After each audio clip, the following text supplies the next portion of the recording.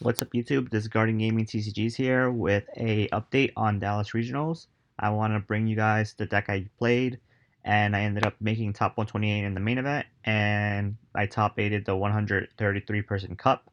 But before that, I want to shout out my website, Garden Gaming TCGS. You can get all your code card needs here, and you can also sell us your bulk and your codes. You just have to fill up this form, and if you're selling out codes, you can just paste your codes here and you'll get paid via PayPal. And all you need to do for your bulk, you just submit this form. We'll contact you via your contact email and we'll work out a PayPal payment for you for your bulk. And you can get all kinds of codes here, all the latest sets. We also have some expanded.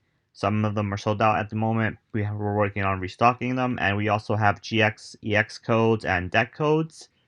So you can also use code GG10 for 10% off. And all these codes are sent via email automatically once you make your purchase. I'll leave the links on selling your bulk and codes on the description and the link for the main homepage. And so let's get to this deck list that I played. I played Orenguru, Sableye, Dog Control with Tech Regirock and Woobat instead of Snorlax. We'll get to that in a couple of minutes. I also decided to play Hoopa even though it was a green stack because the Mewtwo matchup was pretty unfavorable. And honestly, even if they play Altaria or Greninja, you can at least win one game and force it into a tie if you can't win two games in a row. But if you can stick the Hoopa and they're forced to get Greninja and you get lost it, you just win the whole match because of the Hoopa. So we're going to go through the matchups real quick. And one second. This event was pretty weird. There was like 15 to 20 different decks. There was a lot of control, a lot of Turbo Dark, which was expected, and a lot of Shock Lock, which is also kind of expected. So I ended up playing round 1 against Archies. I 2-0'd that. Round 2 against Mewtwo. I 2-0'd that. I ID'd round 3 to Shock Lock to one of my friends. I Against round 4, I played against Mewtwo again. I won game 1. I lost game 2 because of the Snivy Venusaur, and I ended up in a tie because we couldn't finish game 3. I lost to Forges Stall because basically it got to a point that they kept looping Versus Seeker to Team Flare Grunt, and every single turn I had to keep going resource management and looping my energies, and eventually it got to a point that I had 3 Versus Seekers banish, and I was just hoping that I would be able to draw an energy. So I switched to banish a couple more resources with Get Lost, and he ended up finding the 4th Versus Seeker, and it wasn't prized. So I ended up getting Beloved, and he hit my last 2 energies out of the deck, and that kind of sealed the game. Against my round 6, I played against Tina, Chomp, Noivern, and Cofagrigus. I ended up winning with Hoopa 2-0 because they weren't playing Silent Lab. And then I played against Ultra Garb. I won game 1. He took forever. I was just removing all his energies. And then we went to game 2, and he was basically out of energies, and time ran out. I played against Dark Turbo round 8. I won game 1 because of Regirock Woobat. Game 2 I lost because of Sabotar. I got milled 15. And game 3, it went into time, and I had a choice. I either scooped my opponent, giving him a chance to day 2, or force it into a tie because I had Woobat Regirock lock. So I decided to just scoop it up, go to the next game, to just play out, to give him a chance to day 2, and have my resistance was already really good at this point. So I was like, why not take the gamble? And it paid off because I hit Lucario round 9, and I 2-0 that. Is a really easy matchup since they only play 8 energies, and 4 of them are special energies. So a couple Plumerias later, they're out of energies, and they usually only play one switch card, which is Scoop Up Cyclone, and then you can just lock them out the game with the Woobat if you want, or just mill them with Balelba. And day 2, I played the Cup because I didn't make day 2. I played against Lucario round 1, I won against that. Zorotoad, I won against that. They just trade a bunch, and then he ended up having 6 cards in deck really early, and I was like, okay, Balelba versus Seeker, get Mimikyu on active, Balelba again for game. Turbo Dark, Woobat Regirock, game. Turbo Dark, Woobat Regirock, game. Round 5, I played against a mirror match, pretty much. And we just decided to not play the game and we just ID'd. Then I hit Tina Chomp Rodriguez Noivern and I lost because he was playing Silent Lab. And my whole field got blown up from there. And then I played against Turbo Dark again and I won because my opponent had poor prizing. He prized his Orenguru, his Guzzlord, and Darkrai EX, which is pretty rough. So I ended up powering Hoopa and killing the Mew, and basically the Hoopa just won me the whole game there. And luckily I squeezed into top 8 as the last seat, but I hit the person that got first place, which was my only loss in Swiss, and it was the Tina Chomp Rodriguez Noivern, and I lost both games because of Silent Lab. But overall, this deck was really good. A lot of people didn't know what was going on, especially when you put the Regirock on bench. They would Guzma, and you wouldn't be able to switch because you didn't get your Regirock active. So basically, the concept of the deck is to either energy remove everything or just mill them out. And it's really self-explanatory. We play 2 Orengurus for resource management, Hoopa for the EX and GX decks. Some people just don't have an out to it and you just win. Sableye, because of Junk Hunt, you get 2 items and it just goes to your hand. Is a little bit better than resource, but the HP is also worse. So Knight's Beard knocks it out. So that's why we went with 2 Orengurus and 1 Sableye. Didn't really need more. I played a 1 Regirock just because you play the Woobat lock. The reason why we play Woobat over Snorlax is because Snorlax can get Silent Lab. People that are playing Turbo Dark, they could tech a random Silent Lab. And it's less likely for them to tech Ranger and Faba. So we went with that and it worked out well. We played the Giraffe rig just to use Get Lost and Lost Zone, anything that you need to Lost Zone. Mimikyu just for the attack impersonation. You discard a supporter and it's basically Lieutenant Surge. Yeah, it's prone to them taking a prize, but you're not going to use this maliciously and put it up active when it's going to just die unless if you have to. Then we played the 1 Woobat, which is pretty much the Regirock lock with the Hoopa. The Hoopa is also the Regirock lock since they can't Guzma and they just lose. So basically you put Recycle Energy on Woobat and you just nasal suction a Dedenne or a Sudowoodo, sometimes a Tapu Lele depending on the matchup. If you know they don't play any other energies, and they have them all on board at the moment. Tapu Lele is a little riskier since he does have energy drive, so you really would like to just lock up a Sudowoodo or a Dedenne or an Execute in some matchups. So we played 1 Captivating Pokepuffs and 1 Target Whistle just to... The Pokepuff is to get knowledge of their hand and to also do the lock, but mostly we used it to look at their hand, see what we want to search, see what we want to advance our game state to.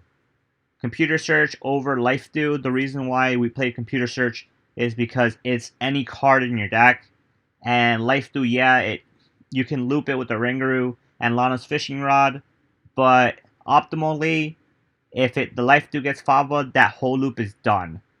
So Computer Search, you can use it multiple times during the game because of resource management and Junk Hunt, and it's just insane getting whatever card you want. 2 Counter Catchers just to Gust. 1 Enhanced Hammer for all the special energies in the format. You don't really need more than 1. Most of the people that play special energies play Special Charge except Guardian. So it's like, why do you even want more than 1? Even some Mewtwo lists play it depending on what kind of list it is. and if they don't play it, it's fine. You usually know after game 1. Now, one field blower, the only reason why I play field blower is honestly because of float stones. You want to hit double float stones sometimes and lock something up like a Garbodor, an Aromatisse, a Mach, or stuff like that. It's really self-explanatory. You can fob a 1 and counter catcher, but it's easier to have a Guzma engrave, and you really don't want to fob a tool, honestly. You'd rather fob the energies. Then we play the 8 Pokédolls. Basic thing. They don't take prizes. You're advancing your game state, and they're not. Nest Ball to get any Pokemon you want. 3 Pokegears over 4. The reason why we set this, we play this at 3 instead of 4, I understand it's a consistency card. But since we had basically 21 Pokemon, we weren't really afraid of getting donked. And yeah, there were some games that I drew one Pokemon and I was afraid, but it ended up working out because I got lucky and my opponent bricked, and they usually would end me to a new hand. So that situation only happened once during the tournament, so it didn't really matter that much. One rescue stretcher just to get any Pokemon you want. Late game, you can have Mimikyu in graveyard, and you can just rescue it back and just win with it because people don't expect rescue stretcher anymore. The Super Rod is just there to get your energies back. If you have to do something and attach energies early on for reasons that you're just forced to, like some games you're just forced to attach an energy on Woobat and lock something for a turn or two to let them take the knockout, and then that's one energy that you just lost if it's not recycle energy. So it's just there just for that situation. One switch, it's mainly because of Regirock is a 2 retreater and Hoopa's a 2 retreater, and so is Orenguru. You just want an option as an item that you can switch and pivot stuff around. 4 Vicious Seeker is self-explanatory. 3 Tropical Beach. The card is insane because we play Green's Exploration and we also play Computer Search. Turn 1, bench some dolls, go Greens. There you go. Free cards. Bella Bella. It's just there to mill, pretty much. And some applications and some matchups you can use full effect and just get rid of resources against Dark Turbo and against Zorogarb. That play is really good. It's really hard to pull off because you really want to keep most of your resources, but if somehow you end up with like Enhanced Hammers and Fobbles against Dark Turbo, you're like, okay, well, we can discard these. And we don't need those. And against Zorogarb, if you just have like Pokepuffs and stuff, you can just discard those. It really doesn't matter. That matchup is favorable anyways. You don't need Pokepuff and Target Whistle for that matchup. Then you play the 2 Fabus just for anything that's special energy. The deck, literally, the only special energy that this deck has trouble with is Mewtwo, and every other special energy deck, you auto-win them. Because there's no way they can get through all the Pokédolls and end you every turn and get through 2 Fabas. So, it's insane. The 1 Gladian just for prizing. The 4 Green's Exploration basically is just there for turn 1. And other than that, is there to just keep getting Pokédolls. I didn't really use it for anything else. Get your Pokédolls. Get sometimes you want a beach because you got bumped. You get Pokepuff sometimes. Target Whistle. It's just the best card. Is like giving control any 2 cards that they want. Besides teammates. And it's good over teammates in this version because we're not really trying to attack. Teammates is really good if you're trying to attack because it can get your Pokemon, and that was a good iteration of that deck. And yeah, one Guzma, you sometimes want a different Gust like Lysandre because you prize Guzma and it's really rough, but it's kind of whatever. It's basically like playing Shock Lock and you prize Gladian Palpad. Like, you can't really take consistency over risk. Play in second copy for consistency over risking it, because you want a deck that does everything and you only have 60 spots. Plumeria is just there because Gardevoir puts all the energies in the bench, and then people were like, oh, you play Flare Grunt?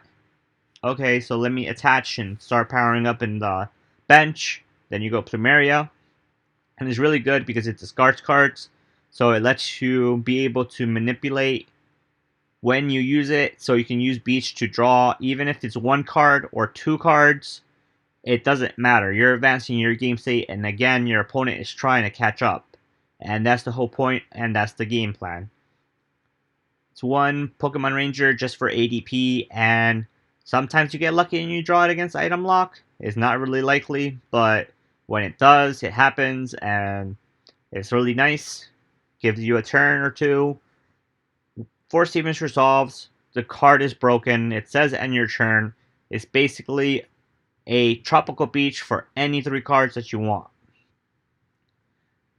Tate and Liza, it's just there for a switch option. Also, it's good if you randomly brick over N, because your opponent can go first and they can do everything, and if you end them, they get a whole new hand. Then you're like, well, I just bricked and I just end, and if I don't draw, I just gave my opponent 5 cards, probably sometimes even 6, and you're just like, oh, well, you're gonna probably lose that game.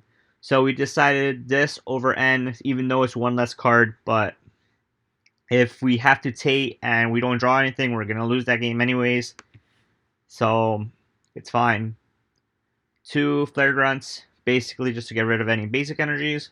Team Skull Grunt, the reasoning behind this is basically more information with Pokepuff, but against Mewtwo, you can attach 3 energies to the Hoopa, start putting pressure on the Mew, and they would most likely go Sky Return just because they're gonna think that you're gonna actually knock it out and take prizes and win that way. So they're gonna try to play around that, and then that's when you hit them with the Skull Grunt, and they're like, oh, so they just lost whatever amount of energies they had on the Mewtwo, so it's like insane. And also the only reason why you would power up the Hoopa that in that matchup is if they don't play Greninja or Altaria, their only out to Hoopa is Giratina, and you can go with 3 energies. You can go Kuzma, the Giratina, knock it out, take 1 prize, and you're not really vulnerable to end because you just took 1 prize instead of 3 on a tag team. So it's pretty much an energy for free for a Kuzma, and they already play like around 7 or 8, so it becomes an easier matchup if there's no Altaria or a Greninja. And if they bench the Greninja, you're probably losing that game. So hopefully they can't get to that, and they have a bunch of cards in hand. So yeah, that matchup is really rough. And then the last ones are the energies. I played 1 Recycle and 3 Darkness. The reason why we didn't play 4 Darkness is because we played Woobat, and the Recycle energy is just insane. Again, we're only playing 1 Sableye, so that's the 1 Sableye and 1 Hoopa. You're not really trying to attack with the Hoopa anyways. So 3 energies for the Sableye is fine, and the Hoopa, and everything else you can use it with Recycle energy. So yeah, hopefully you guys enjoyed this video. Rate, comment, subscribe, and see you in the next one. Peace.